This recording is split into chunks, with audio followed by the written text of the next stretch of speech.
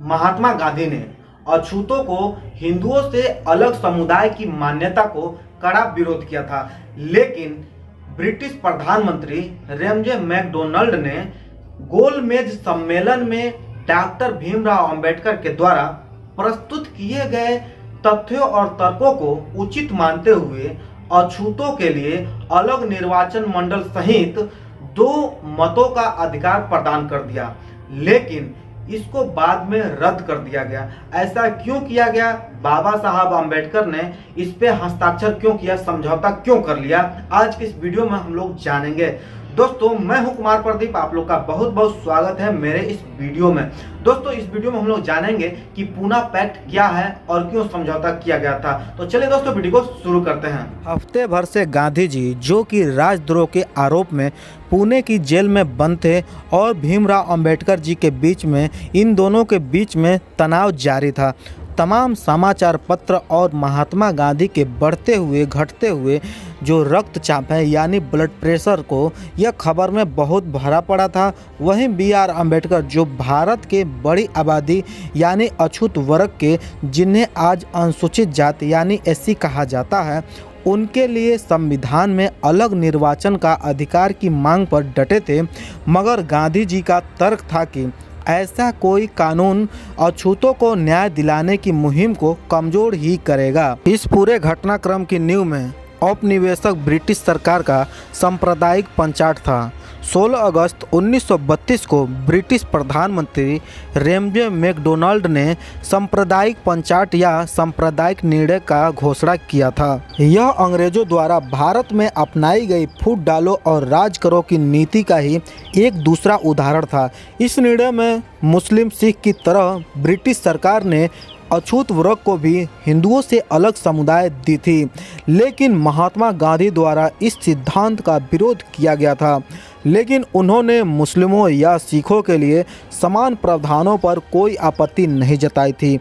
उन्होंने 18 अगस्त को तत्कालीन ब्रिटिश प्रधानमंत्री रेमजे मैकडोनाल्ड को खत लिखा, मुझे अपनी ज़िंदगी को दांव पर लगाकर इस निर्णय का विरोध करना है।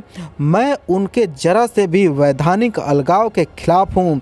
महात्मा गांधी ने इस बात को 9 सितंबर तक भी दोहराया, लेकिन अंग्रेज़ों ने अपने फैसले पर रोक लगाने से इनकार कर दिया। दलितों के मसीहा, दलितों के हितैषी बाबा साहब आम्बेडकर ने कहा कि वह गांधी की खातिर एक जायज़ मांग का बलिदान नहीं करेंगे, खासकर जब कोई वैकल्पिक प्रस्ताव भी नहीं पेश हुआ था। दरअसल अंबेडकर ने महात्मा गांधी पर आरोप लगाया कि वह हिंदुओं और दलितों के बीच की खाई को और चौड़ी कर रहे हैं, जबकि महात्मा गांधी का मानना था कि दलितों को पृथक समुदाय और निर्वाचन देना भारतीय समाज को और अधिक टुकड़ों में बांट देगा। उनका मानना था कि छुआछूत हिंदू धर्म का अंग नहीं है और हिंदुओं में अस्पृश्यता का कलंक है, लेकिन निकट भविष्य में यह खत्म हो जाएगी, जबकि पृथक निर्वाचन इस घाव को हमेशा हरा रखेगा और अछूतों के अस्तित्व को खतरे में ही डालेगा। गांधी ने अछूतों के पृथक राजनीतिक अस्तित्व को मान्यता दिए जाने पर विशेष रूप से असंतोष व्यक्त किया था। उनका कहना था कि यह एक अलगाव की पक्की दीवार बन जाएगी। उन्होंने कहा कि मैं अछूतों के महत्वपूर्ण हितों की बलि नहीं चढ़ाने दूंगा, चाहे देश को स्वाधीनता मिले या न मिले। उन्होंने कहा कि पृथक निर्वाचन और पृथक आरक्षण की व्यवस्था से विलगाव का दुर्भाग्य नहीं घटाया जा सकता। उनका कहना था कि छुआछूत हिंदू धर्म का अंग नहीं है। मैं तो सोचता हूँ कि अगर हिंदू धर्म में अस्पृश्यता बनी रही तो इससे अच्छा यही है कि इस धर्म का नामो निशान मिट जाए। वे कहते थे कि अंबेडकर ने जो रवैया अपनाया है उससे हिंदू धर्म के टुकड़े हो जाएंगे। दोस्तों, आपको पता ही है कि राजनीति कितना गंदा होता है, क्योंकि आखिरकार महात्मा गांधी जेल में रहते हुए, जो पुणे की यरबदा जेल थी, उसमें रहते हुए 20 सितंबर 1932 को आमरण अनशन चालू कर दिया, क्योंकि अछूतों को उनका अलग निर्वाचन मंडल मिल गया और 2 मतों का यानी 2 वोट देने का अधिकार मिल गया था। इसके वजह से महात्मा गांधी उसी जेल में आमरण अनशन चालू कर दिया। राजनीति इतना गंदा हो सकता है हम लोग सोच भी नहीं सकते हैं। एक तरफ बाबा साहब आम्बेडकर जी अपना जी जान लगा दिए थे अछूतों को न्याय दिलाने के लिए, उनका अधिकार दिलाने के लिए, और वहीं बगल में महात्मा गांधी, जब उनको पता चला कि अछूतों को अलग निर्वाचन मंडल मिल जाएगा और 2 वोटों का अधिकार मिल जाएगा, तो वो फिर हिंदुओं से अलग हो जाएंगे और वो उनका जो क्षेत्र होगा मजबूत हो जाएगा, फिर अपने क्षेत्र में किसी को घुसने तक नहीं देंगे। इस वजह से महात्मा गांधी जी आमरण अनशन चालू कर दिए। अचानक सभी समाचार पत्र महात्मा गांधी के गिरते स्वास्थ्य की दैनिक बुलेटिन से भर दिए। कांग्रेस के नेताओं ने अंबेडकर को समझौता करने के लिए दबाव बनाया। अंबेडकर ने कांग्रेस से कहा, अगर मुझे फांसी पर भी चढ़ा दिया जाए तब भी मैं लोगों के साथ विश्वासघात नहीं करूंगा। अंबेडकर को कांग्रेस के नेताओं ने एक द्विस्तरीय प्रणाली का प्रस्ताव दिया, एक प्राथमिक चुनाव जहां केवल दलित वोट देंगे और एक माध्यमिक चुनाव जहां पर हर कोई पात्र होगा।